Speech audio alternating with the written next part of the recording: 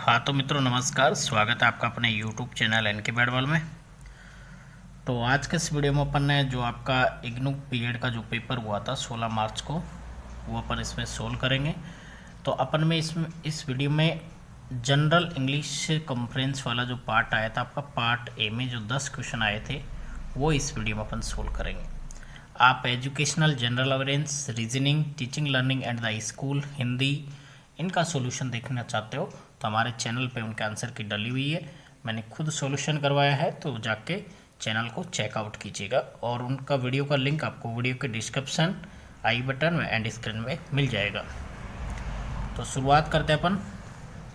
तो ये आपका पेपर का PDF है और अभी जो आपका इसमें इस बार वो जो आपका 10 नंबर का अंग्रेजी वाला जो पार्ट आया था, आपके काफ़ी कमेंट्स भी आ रहे थे सर वो वाला पार्ट करवाओ। तो वो वाला पार्ट ही अपन इस वीडियो में करने वाले हैं। उसके बाद में भी जैसे आपके एक्सपेक्टेड कट ऑफ के बारे में भी काफ़ी कमेंट्स आए, तो वो भी वीडियो मैंने बना दिया है ORC का, तो आप जाके उसको वॉच कर लीजिएगा। तो अपन बिना देर किए ही अभी पेपर को सोल्व करते हैं।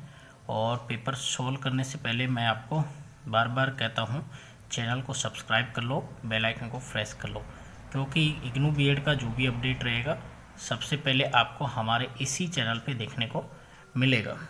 तो शुरुआत करते अपन।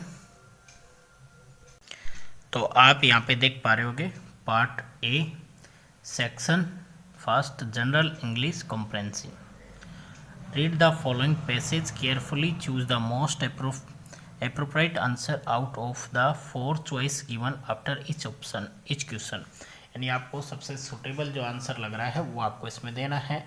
और ये आपको एक पैसेज दे रखा था, इसमें दिया गया है bacteria usually referred to simply a phage और virus that in bacteria are seizes genetic material to take is copy of themself. ये आपका पैसेज था, आपने पढ़ लिया होगा, और नहीं पढ़ा तो भी अब पढ़ने से काम नहीं, अब आपको सीधा आंसर की कराते हैं। देखो ये बैक्टीरिया से संबंधित था और इसको जैसे आमतौर पर केवल जैसे फेज के रूप में अपन इसको जानते हैं। और वायरस होते हैं जो बैक्टीरिया पर आक्रमण करते हैं और उनकी आनुवंशिक सामग्री को ये क्या करते हैं, जब्त करते हैं और अपनी प्रतियां बनाते हैं। उसके बाद में परिणामों संतान बैक्टीरिया को नष्ट करके उससे बच जाती है। ऐसे वायरस सर्वव्यापी होते हैं और इन्हें मानव मलमूत्र, अपशिष्ट जल से भी अलग किया जा सकता है। ये आपका पैसेज है। मानव आत्म में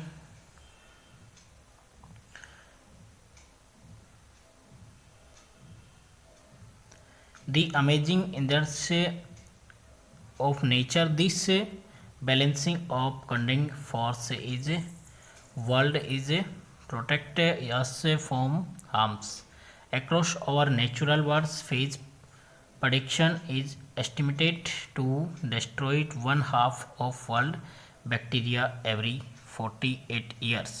तो इसमें कह रहा है ये जो पनपता है बैक्टीरिया वगैरह, तो इसमें हमारे जो संसार में फेज के शिकार हर 48 घंटे में दुनिया के आधे बैक्टीरिया नष्ट होने का अनुमान वगैरह है। तो ये आपका मोटा मोटा सा एक पैसेज था और इसमें नीचे बताया गया है the lower of diversity of phase in our bodies, the greater the risk of disease like inflammatory bowels disease and colorectal cancer. There are good phase and bad phase।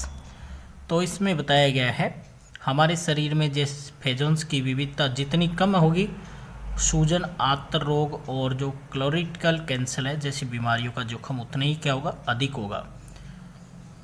High levels is diversity is आर्से of gut is phage is microbiome phage population responsive to environment factors like the composition of our diet, drinking water quality, तंबाकू and alcohol, communication.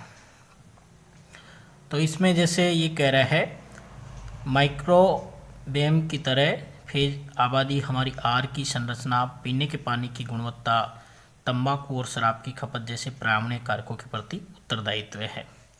इसके बाद में अभी और ये passage आपका था,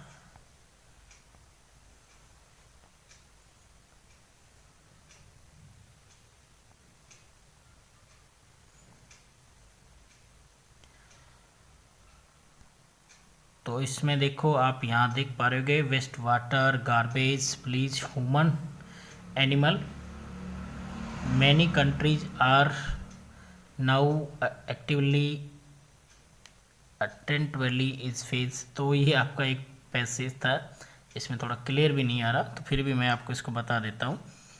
तो इसमें देखो ये था, बैक्टीरिया है जो अपशिष्ट जल है, कचरा है, गंदगी है, मानव और पशु मलमूत्र है। कई देश अब सक्रिय रूप से फेज की तलाश कर रहे हैं ताकि रोगाणु रोधी प्रतिरोध का मुकाबला किया जा सके, जिसके 2050 तक 40 मिलियन लोगों की मौत होने का अनुमान है। भारत को भी अपनी वैज्ञानिक एजेंसियों और शोध संस्थाओं का उपयोग भूमि और जल के अपने प्राकृतिक संसाधनों के बीच मित्रवत फेज की क्या करनी चाहिए, खोज करने के लिए करना चाहिए। ये आपका एक पैसेज था। तो इसमें जो पहला जो आपका क्वेश्चन है वो है phage mass copies of genetic material. Option A कि यहाँ पे वायरस है, बैक्टीरिया है, माइक्रोब है, फंगस है। यानी फेज आनुवंशिकी सामग्री की प्रतिलिपियाँ बनाते हैं। तो देखो इसमें पहला ही आपका वहाँ पे पैसेज में दे रखा था, बैक्टीरिया जिन्हें आमतौर पर केवल फेज के रूप में संदर्भित किया जाता है, वायरस होते हुए जो बैक्टीरिया पर आक्रमण करते हैं और उनकी आनुवंशिक सामग्री को जब्त करते हैं और अपनी क्या बनाते हैं, प्रतियां बनाते हैं। तो ये कौन बनाते हैं, ये वायरस बनाते हैं। तो इसमें पहला ऑप्शन आपका पहले का सही रहेगा। उसके बाद में अगला है आपका bacterial microbe in the guts is balance by. तो ये कह रहा है आंत में जो बैक्टीरिया है उसको माइक्रोवेव्स को संतुलित किया जाता है। तो उसको संतुलित देखो कैसे किया जाता है।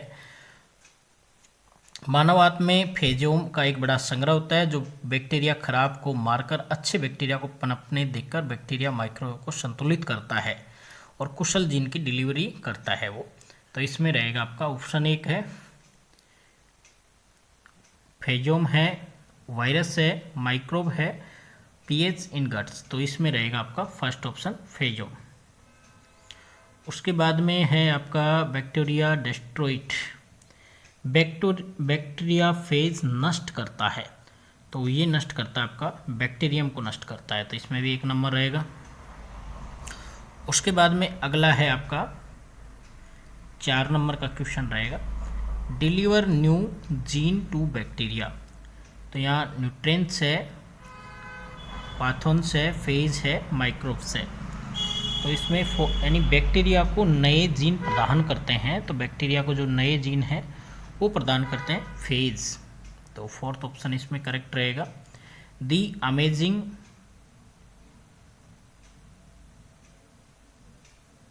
इंजिलिटी ऑफ नेचर हर अमेजिंग इज द। तो इसमें कहा गया है प्रकृति की अद्भुत सरलता। यहाँ अमेजिंग का अर्थ पूछा गया, यानी अद्भुत का अर्थ है तो ये एडवर्ब है, वर्ब है, एडजेक्टिव है, नाउन है। तो देखो ये अमेजिंग है, यहाँ पे आपका रहेगा एडवर्ब, विशेषण रहेगा, ये विशेषता बता रहा है प्रकृति की। तो यहाँ पे आपका हो जाएगा इसमें 5वें में थर्ड ऑप्शन हो जाएगा आपका एडजेक्टिव। उसके बाद में 5 के बाद में अगला क्वेश्चन आपका रहेगा 6 नंबर है आपका।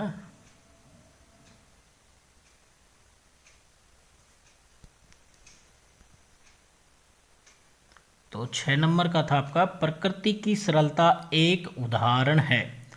देखो बिल्कुल सीधा सवाल था ये आपका।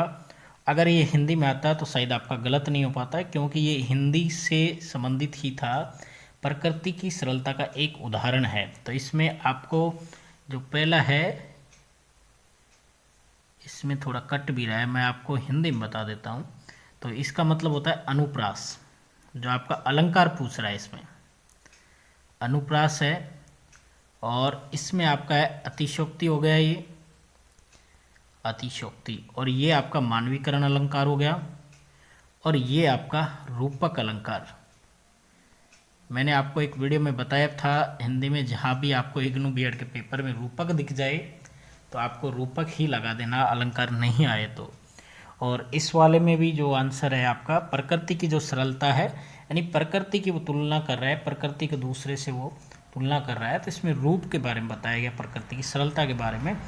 तो इसमें आपका रूपक अलंकार आएगा, यानी फोर्थ ऑप्शन है, इसमें कट भी रहा है, मेरे को क्लियर भी दिखाई नहीं दे रहा, तो इसमें 4 नंबर ऑप्शन आपका करेक्ट रहेगा। 7वां करें, the risk of inflammatory bowls disease can be reduce by, यानी सूजन आंत रोग के जो जोखिम को कम किया जा सकता है वो कैसे किया जा सकता है। तो इसमें देखो आपको low level diversity of phages, high level diversity of gut phage. तो low level diversity is microbes, तो इसमें देखो आपका माइक्रोवेब्स की इसमें बात ही नहीं करी थी अपन ने पैसेज में, और इसमें देखो लेवल की दोनों की बात की थी, यानी कि गुड जो फेजोम है, इसमें एक लाइन आई थी आपके पैसेज में, वो मैं आपको बता देता हूं।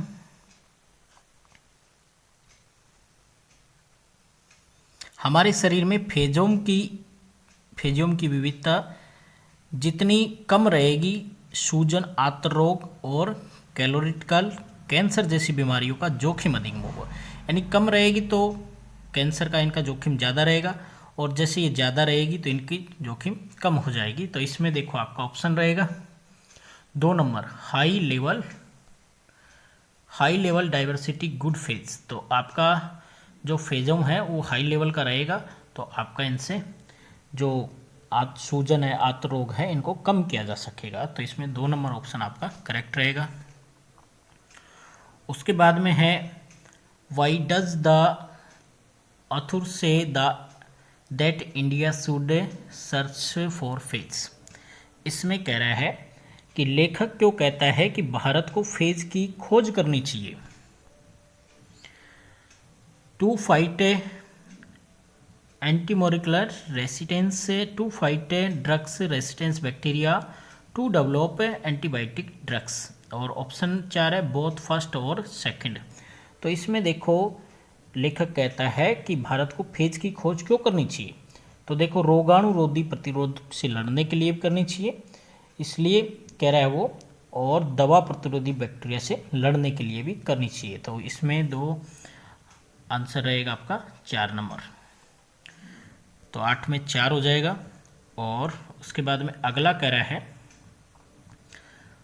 Phase are found in waste water because of the presence of, phage अपशिष्ट जल में पाए जाते हैं क्योंकि इनमें क्या होती है, इनकी उपस्थिति होती है, यानी कि क्योंकि ये इनमें ही के उपस्थित होते हैं, फेज जो अपशिष्ट जल में ही पाए जाते हैं। तो इसमें रहेगा आपका 3 नंबर ऑप्शन, बैक्टीरिया होता है, और बैक्टीरिया होगा इसीलिए ये यहाँ पे पाए जाते हैं।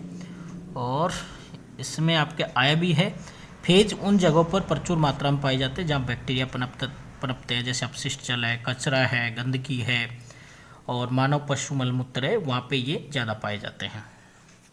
तो 9 में आपका हो जाएगा 3 नंबर। उसके बाद में है आपका what is the main theme of the above passage. तो इसमें पूछा गया है गद्यांश का मुख्य विषय या उपयुक्त, इसका जो गद्यांश है आपका, इसका शीर्षक क्या है। तो इसमें दे रखा था वायरस से संबंधित, ड्रग्स से, रेसिस्टेंस से, गॉथ हेल्थ और एंटीबायोटिक्स। तो इसमें आपका रहेगा जो आपका पैसेज का जो उचित जो शीर्षक है वो है एंटीबायोटिक्स। तो 4 नंबर ऑप्शन आपका इसमें करेक्ट रहेगा। तो ये आपके पार्ट 1 के 10 क्वेश्चन थे, और इसमें से आपके कितने सही हो रहे हैं वो कमेंट करके ज़रूर बताइएगा। और इसके बाद में हमारे कुछ क्वेश्चन छूट गए थे teaching learning and the school वाले, वो मैं आपको अगले वाले वीडियो में करवाऊंगा। तो आज के इस वीडियो में इतना ही, आशा करता हूँ आपको वीडियो काफ़ी हेल्पफुल रहा होगा। तो वीडियो को लाइक कर दीजिएगा, चैनल पे न्यू चैनल को सब्सक्राइब कर लीजिएगा, और वीडियो को अपने दोस्तों के साथ शेयर ज़रूर कर दीजिएगा। बाकी आपका कोई भी क्वेरी वगैरह है तो वीडियो के कमेंट सेक्शन में कमेंट कीजिएगा। तो वीडियो को लास्ट तक देखने के लिए धन्यवाद। मिलते हैं को वीडियो के साथ, तब तक के लिए जय हिंद, वंदे मातरम।